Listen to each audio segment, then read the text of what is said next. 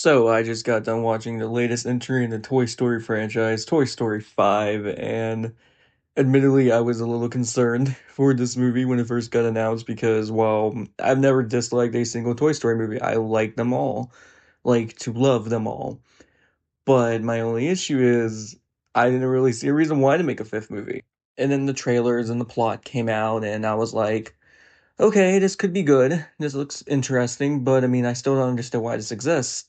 Um, but let's go ahead and just get into the plot of this movie. So the plot of this comes with Jesse's kind of our main character in this movie, as in we're bringing in this character named the Lily Pad, which is just a tie-in for a tablet, giving it to Bonnie, and the tablet is taking away all of Bonnie's attention away from the toys. She's not really playing with toys anymore. She's trying to just be on her tablet. And so we have to figure that out, and Jesse is going to confront this tablet, and so are the rest of the toys, and it's kind of a battle of technology versus toys in that way, with also having a storyline with Buzz Lightyear being the fact, well, different Buzz Lightyear is not our main guy.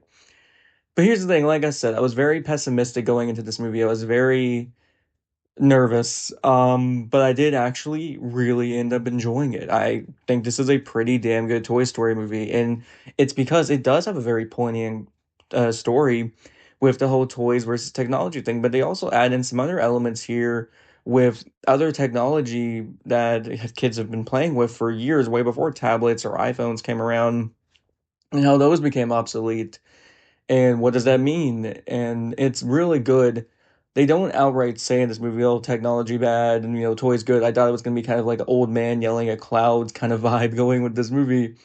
But what really works here is it doesn't go for that. It goes for the more nuanced stuff and making Jessie our main character in this movie, who's a character that hasn't had a lot to do really since Toy Story 2.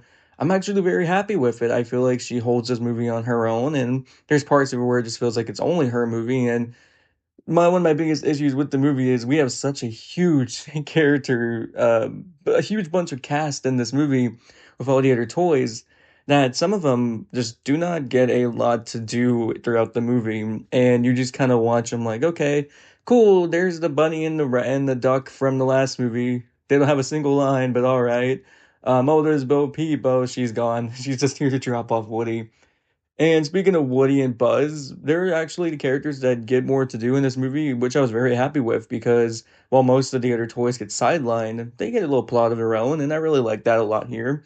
What I really enjoyed about this movie too was has a very nostalgic feeling to it because it is very similar to the first movie, with it being well, not really a toy, but it's like new toy comes around, old toy is upset because it's taken away the attention from the old toy, and these two have to battle it out, and that's kind of what goes on in this movie, but replace like a 1990s Buzz Lightyear with a tablet with or a lily pad. And I actually really like that about this movie, because it handles it a lot differently from the first one, which was good. It was really well handled, and I really liked the way this movie approached it. Like I said, Buddy and Woods here are great. I love them so much. Um, they're so great in this movie, and they have this little rivalry back here because Woody, at the end of the last movie, if you remember what happened, he wasn't around anymore. But what I really liked about this too is we start with Jessie being the main character, we start touching back on her backstory again. And while they run the risk of doing it too much, because what made Toy Story 2 so effective was just how great and simplistic that scene was, they do a great job here too. And I will say, this movie, Toy Story 2, is the one that makes me cry the most in that scene. And oh, yeah, they bring those emotions back here for sure.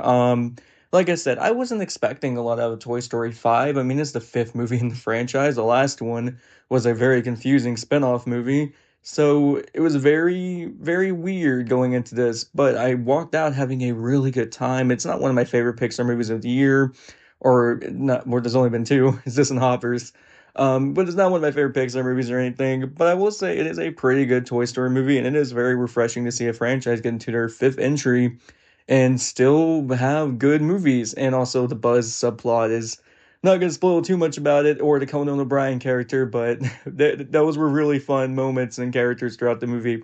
Had fun with that. So, with all that being said, like I said, I really enjoyed Toy Story 5 a lot. Thought it was a lot of fun. There's some problems here and there, but ultimately, I think it's a good movie. So, I will give Toy Story 5 about a 9 out of 10.